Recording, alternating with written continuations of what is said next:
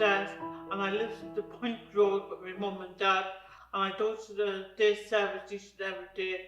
I started in Hope, and I'm now a member of Encore Productions. Sandy Sneddon, I am Drama Coordinator with Rehab Care, which is a service that provides facilities for adults with intellectual disabilities here in Dundalk. I'm also Director of Encore Productions, theatre company in residence here in An Táin, and I've been working there for the last 17 years. Performing arts, I've done a whole lot of shows. I started in Romeo and Juliet, I did Wizard of Oz, and I did Mother Courage and Rebecca, and I had Sandy a lot in the stage and all that. And I know most of them. I was still standing when everybody's not there. I stand in and I'd say their lines as well. Is that right, Sandy? Absolutely, Anita. Sure, you keep the show going. Well, if I can't remember it, this lady here has got it on the hard drive.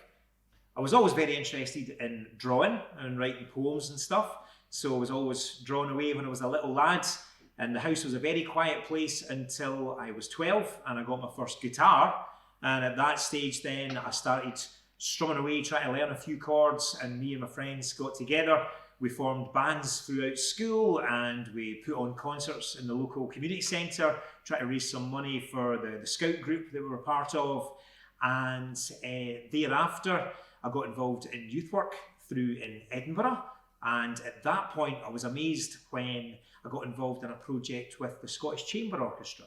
They were trying to find ways to work with young people, and one idea that they had was to get a car, smash it up, and turn this car into a musical instrument that could then be played by this bunch of young people together with the orchestra itself, creating a piece of music composed by the kids with the composer. And at that point I thought, this community arts thing is amazing. I'd like to be more involved in that. So I spent a lot of years working in youth work in Edinburgh, using music and drama and art to help young people to grow and to develop their self-esteem and to connect with employment and education. Subsequent to that, whilst I was teaching, I was always playing in bands and writing poetry as well. I was very lucky to have a few poems published whilst I was teaching at the Deaf School in Edinburgh. And when my wife and I decided to move back to Ireland, I saw an advert in the newspaper for a writer in residence must be a published author. I thought, aha, with my 2 published poems, might I qualify? So I came down here to Dundalk and I was interviewed about 17 years ago to become writer in residence with the town council. And I was delighted when they put me together with Rehab Care, Encore Productions, and we wrote our first play. And basically, I've been working with these guys ever since, at that point as writer in residence, but for the last 15 years full-time as their drama coordinator and director. COVID really changed what was happening in our centre. The centre that we have up there in Carroll Village might have 50 people using it over the course of the week. Any day of the week you would walk in there, you would find a busy atmosphere with lots of crack, lots of chatting, people coming out of the kitchen, how you getting on, what's the story, cup of tea. All of a sudden that was all gone.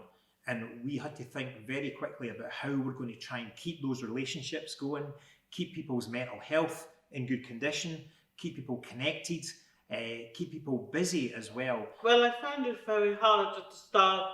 I didn't know what it was about. I was going to the day service a lot before the COVID came out, and then we were told to go home, just to be isolated and all that. I was really nervous and a bit bored at home until they rang me on WhatsApp and to tell me what they're going to be chatting to me on it and everything. A lot of our service users are so used to drama programmes, creative writing programmes, of doing the routines, whether it be going to martial arts or going up to the horticulture centre. So rather than having a centre-based approach prior to COVID, we now had to go out to people's homes. 2 days a week, we had a bunch of our staff delivering packs of crafts, arts and crafts, creative writing challenges, hints and tips on keeping yourself fit and well and healthy. And also we were on Zoom and WhatsApp and Teams, connecting with individuals, connecting with groups, giving them challenges, sharing videos, sharing funny things that we'd seen of a day. and also encouraging people to take photographs and to write poems, to tell stories, to listen to each other and to stay connected. Oh, is Tony up there? Mr. Rice, can you give us a flash? Jason, what are you doing up there? Eating a bag of chips or something? I think he's asleep. Remember we used to have Catherine doing the sounds? Yeah. Yeah, and I'd be like, Catherine, Catherine, take it with you. She was some woman. Yeah. She was indeed. I love coming here each day, Tuesday, Thursday. We have a bit of fun, we do some warm-up games, and I love being on the big stage. And I can't wait to get back up there now. So we'll be starting a new play, hopefully for next year. And that's going to be on the Greek gods, all about the different gods and all that, but Zeus and Apollo and all them. For the actors and the staff involved in Encore Productions, An Táin and the Town Hall stage has been part of their life for over 20 years. Whether that be coming to see the pantomime, whether that be coming to see a visiting professional theatre company, this is the place where we come to see stories and to see actors.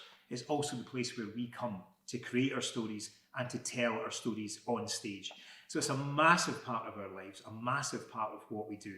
And to be separated from it for a while was difficult, to not be able to physically come here, to come together, to do, as Anita was saying, our warm-ups, our games, our research, our whole process that we're involved in. But I think with so much history behind us and so much invested in this building, I think it gave us a real goal to keep ourselves positive, something to work toward, feeling, hoping, knowing that we would get back to this stage and be able to share our practice, our craft with an audience again. And fingers crossed that is something that's going to happen. We've been very lucky to get back in here and to begin the process of putting a new show together. And we are delighted to have the confidence of An Táin Arts Centre as a bunch of creative actors creating work of value in this town, for the years to come.